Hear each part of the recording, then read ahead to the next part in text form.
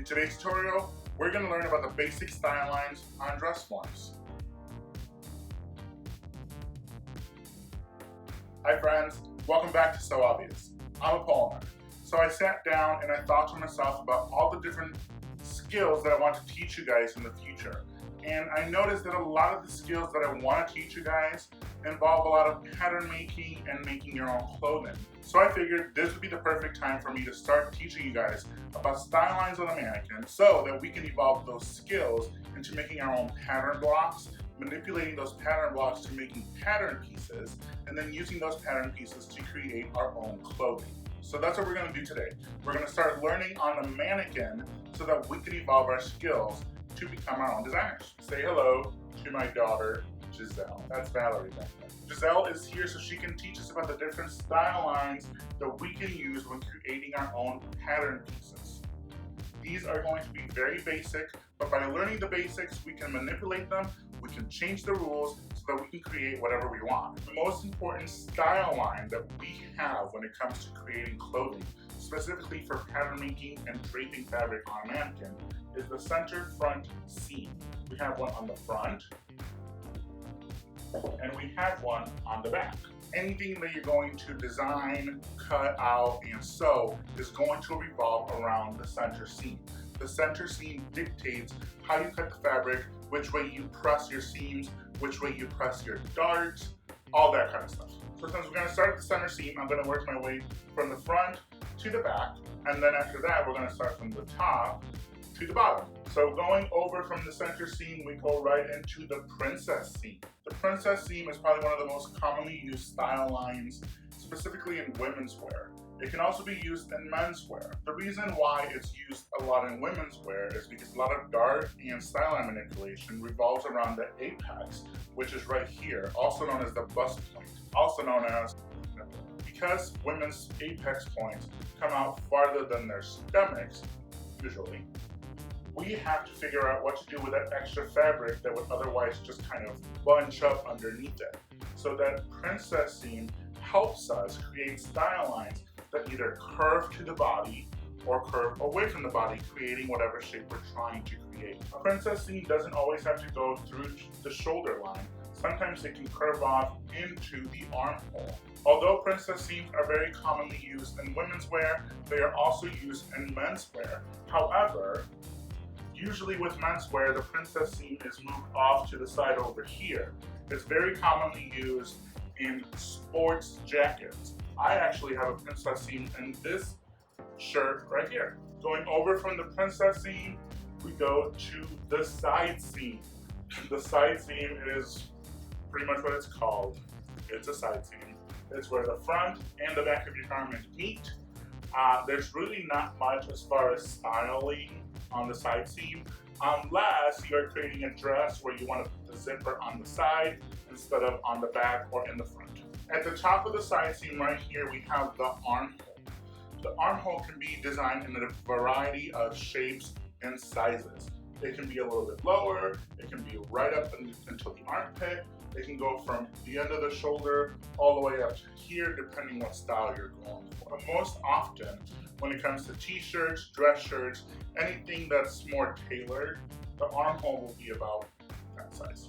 Moving on from the side seam, we've got the back princess seam. The back princess seam serves pretty much the same purpose as the front princess seam, except that the dart and the manipulation in the back will be a lot smaller because there's not as much curve in the back than there is on the front because we don't have a bust in the back. And then as I said before, we've got the center back seam. This is usually where you would place your zippers, buttons, closures, anything like that. So now that we've gone and done all the vertical lines, let's go ahead and do all the horizontal lines. We're gonna start up here at the neckline. This is probably the most basic neckline that there is. Most of you guys probably know it as the crew neckline because that's what they call it for t-shirts. However, necklines can come in a variety of sizes and shapes. You can make it more of a V shape and make the V neckline. You can open it up to here, run it straight across, make it a boat neckline. You can do a deep swoop, you can do a deep U, all types of stuff.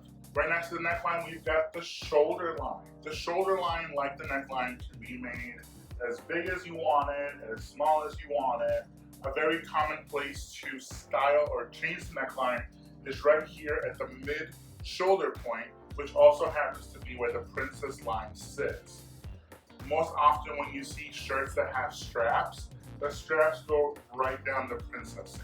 You can also go without any sort of shoulder strap, but when it comes to not having any shoulder strap, there's actually a lot more work done into the rest of the garment to make sure that it doesn't fall down and show the good stuff. From the shoulder line, we're going to go down to the bust line.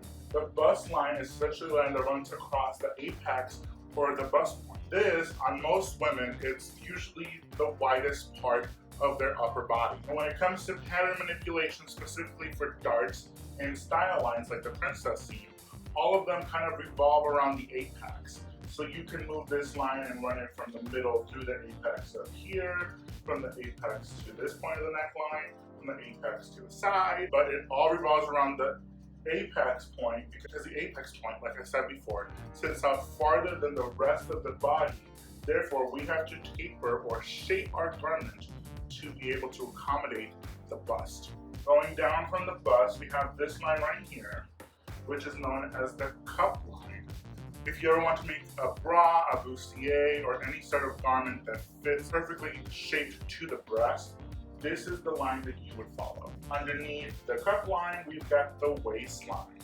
The waistline is very commonly used, especially in women's wear, because it is prime real estate for when it comes to creating a silhouette, creating shape, tapering in.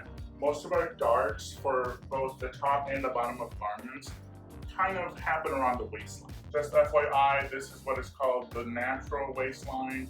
Not everyone's waistline is going to be easily visible. If you don't know how to find your waistline, all you have to do is bend at your side. Wherever your body folds, that's your waistline. Going down from the waistline here, we go to the hip line. The hip line on most mannequins usually sits about 7 inches down from the waistline. That's not the same for everybody, obviously, because we all have different body shapes. But the hip line is considered the widest part of your lower body. Like the bust point, most of our darts, shaping, and tailoring occurs from taking the hip line and making sure that our garment also fits the waistline, which usually tends to be smaller. The waistline is also usually the biggest part of the booty. Now, my mannequin doesn't have anything down here, but most mannequins usually have a cage. Each has different rings on it. Each ring is a different length for common lengths for skirts and dresses.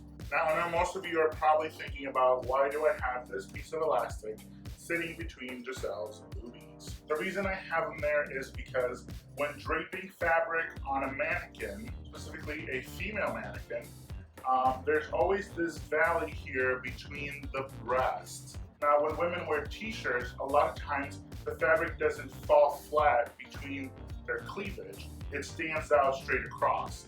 So this piece of elastic here is my way of making sure that if I drape something across the center seam, it doesn't go straight touching the entire mannequin. Instead, it's going to leave that little bit of space so that when a woman wears the shirt that I created or dress that I created, it doesn't have too much fabric in there just kind of falling in and creating these wrinkles that you don't want to see. If you like today's tutorial, make sure that you like, comment, share, subscribe, and ring the bell. You can also follow me on Instagram and on @apolylook, where I post some of my current projects and any upcoming videos that I'm going to post on here. If you didn't like the video, make sure you give that complaint to my complaint department. Her name's Giselle. Okay, bye.